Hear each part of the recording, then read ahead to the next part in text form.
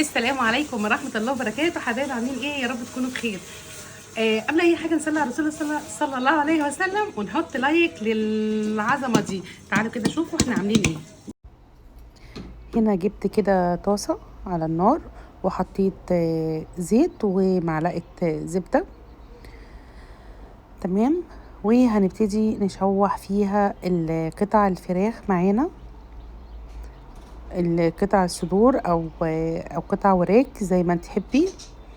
تقطعي كده قطع صغيرة خالص وتحطيها كده تاخد الصدمة، وبعد كده ما نقلبهاش كتير. تمام، عشان ما تنزلش ميه. هسيبها كده، اول ما احس ان لونها اتغير ابتدي ان انا اقلبها. احط لها بقى رشة فلفل ورشة ملح وبابريكا. البابريكا بتديها لون حلو جدا وطعم حلو جدا، ويا سلام بقى لو بابريكا كمان مدخنة بتبقى حلوة جدا. هبتدي بقى ان انا اقلبها كده زي ما انتوا شايفين. الزيت والسمنه اللي انا حطاهم مش كتير، هتعرفوا ليه دلوقتي. هي اصلا كل ده اصلا بصوا ابتدت تاخد لون كده زي ما انتوا شايفين، اللون الذهبي. هبتدي ان انا اصفيها خالص من الزيت اللي فيها او السمنه اللي انت حطاها. صفيها كويس جدا وطلعيها كده على طبق، وبعد كده نشوف الخطوه التانية هنعمل ايه. عايزه اقول لكم من الاكلات السريعه جدا جدا جدا وهتعجبكم قوي. نفس الطاسه هنحط بصلايه مفرومه. هنبتدي نشوحها كده تشويحة حلوة. بصي خدت كل اللون اللي كان مكان التحمير. تمام حبيبي يا رسول الله. انا هنا كنت زودت مكعب زبدة. كانت حسيت ان هي محتاجة كده مكعب زبدة فزودته فيها. تمام، قلب كويس جدا. بصوا هي خدت اللون الذهبي ده. هنحط هنا معلقة صغيرة من الثوم المفروم. انا هنا التوم عندي طبعا في الفريزر، انا بفرزه على طول بحطه في الفريزر. فهي طلعت معلقه صغيره كده ويا دوب بس تاخد ريحه، يعني بس يعني تشمي ريحه التوم بس كده. اول ما ياخد كده مش هياخد لون خالص، هو بس اول ما ريحته تطلع كده خلاص كده انا مش عايزه ياخد لون. تمام.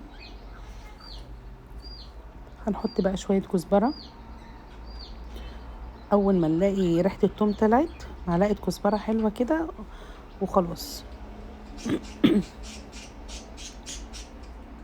جربوها وقولوا لي ايه رأيكم فيها، هتعجبكم جدا. الاكله كلها على بعضها كده ما خدتش ربع ساعه بالظبط، ربع ساعه وكنا متغديين.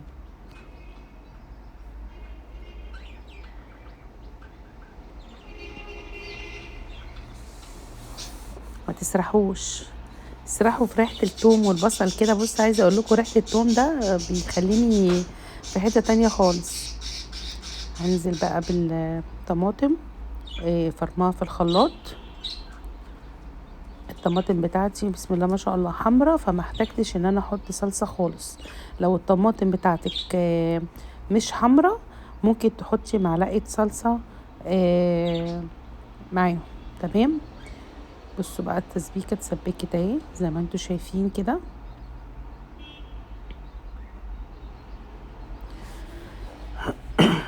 هننزل بقى بالبهارات بتاعتنا.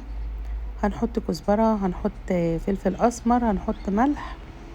بس كده مش محتاجة اكتر من كده في الاكلة بتاعتنا، ملح وفلفل وكزبرة بس. ده القوام بتاعها اللي احنا عايزينه، مش عايزين اخف من كده ولا اتقل من كده. ولو احتاجنا مية، لو احتاجتي مية ممكن تحطي مية من سلق المكرونة. هنا كنت بدوق الحياء بتاعها، ويعني ظبطي حيائك. انا لقيت ناقص شوية ملح، حطيت شوية ملح. تمام. ونقلبها كده. بصوا قوام الصلصة جميل ازاي ولونها خطير.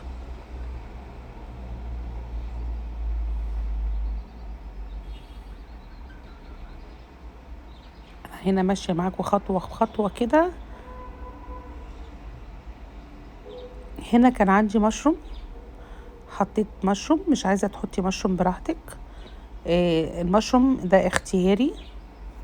حطيت مشروم وحطيت الفراخ اللي انا كنت عاملاها وحطاها في الطبق، وهنزل فيها بيها في التسبيكه، وهقلبها كويس جدا كده مع بعض. وزي ما قلت لكم المشروم ده اختياري، بس احنا عشان بنحبه حطيناه في الوصفه. يا دوب تاخد غلوه كده. بصوا هنا المكرونه انا سلقاها، هنسلقها نص سلقه، تمام، نص سلقه بس، هتكمل سواها في الصوص بتاعها، بس مش هنعمل اكتر من كده. لو حطيتي المكرونه سوا كامل هتتهري معاكي. انا هوريكم دلوقتي فايده ان هي يا دوب بتاخد 5 دقايق بس كده على النار، او اقل كمان، يعني عايزه اقول لكم مخدتش وقت خالص، يا دوب كده ماسكه نفسها زي ما انتم شايفين. ولو عايزه تحطي المكرونه مش مسلوقه خالص، ممكن تحطيها مش مسلوقه خالص، بس دي هتاخد معاكي وقت شويه، وهتضطري تزودي الصوص شويه، وهتبتدي ان انت تزودي كل شويه ميه. فالاحسن ليكي ان انت تسلقيها نص سلقه، دي اللي مش هتاخد معاكي وقت خالص، ودي هتبقى اسرع حاجه ممكن تعمليها.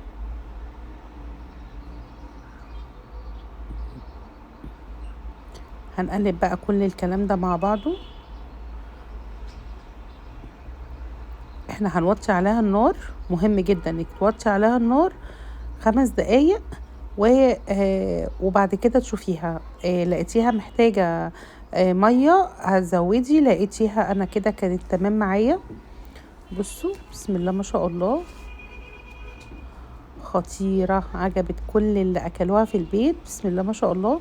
دي اسرع اكلة ممكن تعمليها.